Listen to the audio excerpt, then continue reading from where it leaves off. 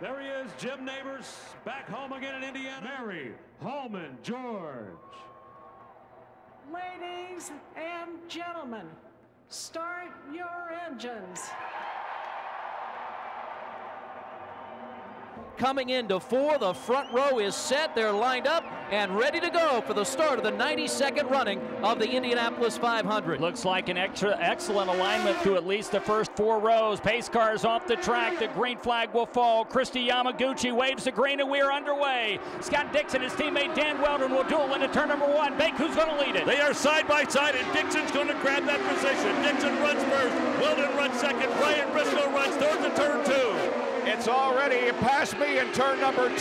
Scott Dixon has the lead. Tony Kanaan picked up 1 position. He moves to 4th place, and it looks like that everybody's going to get through here okay. Pretty quick single file down the back straightaway. Dixon still in command. Then Scott Dixon, then Elio Castro and Evans.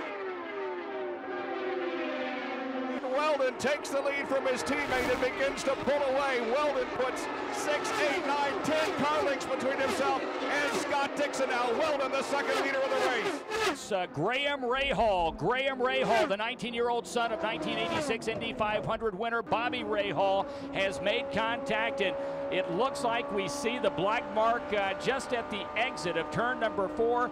Yeah, they're on the safer barrier. So Graham Rahal, who was running a fairly steady race up to this point,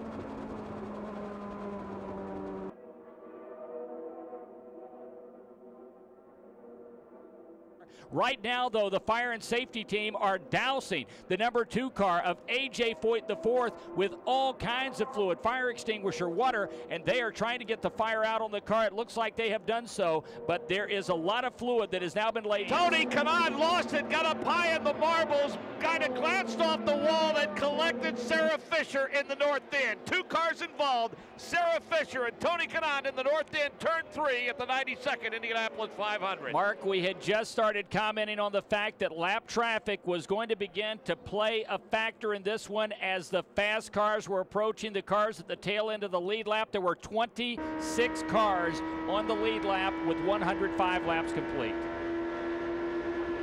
So once again, a 2-car incident. Tony Kanaan, and JP, how disappointing this must be for TK, who we had just been talking about. He had taken over the lead just a few laps earlier. He took over the lead on lap 94 a dozen laps earlier.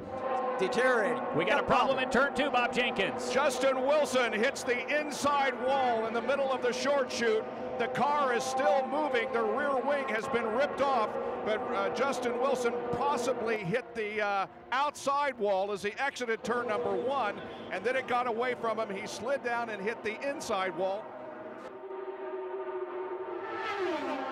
Andretti will bring Dixon with him. They'll go to the inside. Jerry Baker heading to 1. They're 3 wide. Well, they are 3 wide, but now they'll settle down to 2, and Scott Dixon's going to regain the lead.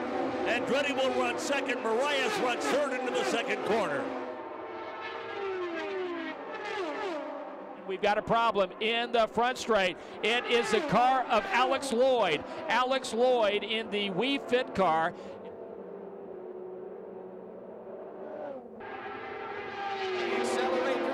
Shoot, and now it's Dixon. He'll go to the inside, Mike King, and make the pass. So here comes Dixon. He and Carpenter are side by side, and Vitor Mira will come with them to make it 3 wide. Mira to the outside bank. What a move! I have no idea how he got through there, but Vitor Mira is the leader, and there goes Castro Evans. Meanwhile, Ed Carpenter has dropped to 4th position. They both tried for the same spot at the same time, Mike. Now the crew now for Ryan have come down and pushed his car back. Nobody has come down to help out Danica yet. She's just sitting there. Now suddenly the safety crew gets out there, and they're pushing her. Penske car pulled out and tagged her, and she got into the wall. See, okay, I did not see that contact. Here it is there. Oh, See? there it is. Yeah, you're exactly right. And it looks like damage to her left rear. Yeah, it looks like that left rear is broken on Danica Patrick's car. So.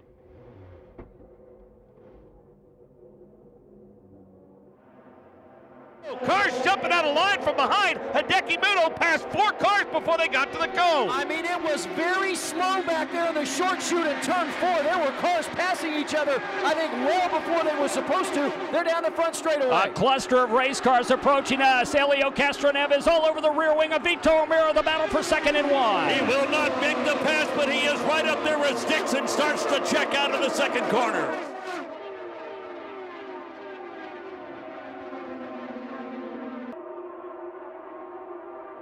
Dixon looking for his 12th career win and his biggest. As intense a competitor that has ever climbed in the cockpit at the Indianapolis Motor Speedway. Fans on their feet saluting Scott Dixon. He is in the short chute. All kinds of wins in the IndyCar Series, but here he comes, Mike King, your next winner. They call him the Iceman, but today at the Indianapolis Motor Speedway, he is red hot, and he is the winner of the 92nd Indianapolis 500-mile race. Scott Dixon from New Zealand drives Target Chip Ganassi Racing into victory lane.